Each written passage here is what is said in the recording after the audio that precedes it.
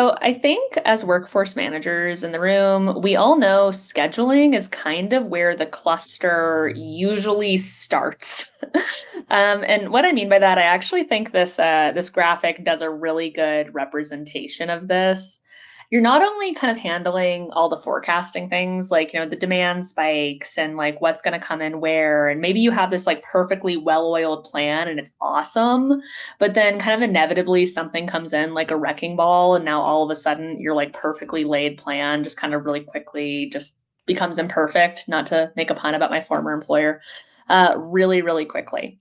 And in addition to like having to keep up with things like those like same day spikes, same day call outs, all of those just kind of crazy things that can happen in the moment, we also have a lot to keep track of that gets complex really quickly, like labor laws and compliance. And for those of us that operate out of multiple locations, we all know this can really quickly become a nightmare. Shout out to my folks that are managing call centers out of Arizona. We know that there's going to be lots of things with like labor laws, daylight savings time, all of those things together.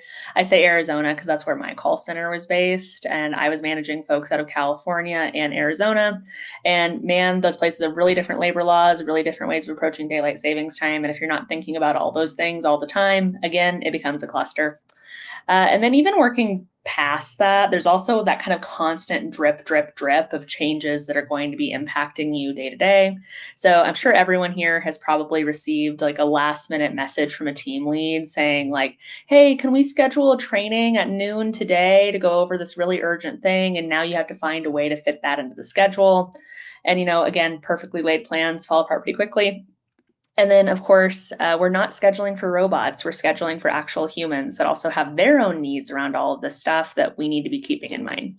So that's my really long-winded way of saying that scheduling, maybe even more than like forecasting, which I think sometimes tends to get more attention, is actually like maybe one of the most complex things we handle as workforce managers. Certainly one of the things that has the most inputs coming from the most places.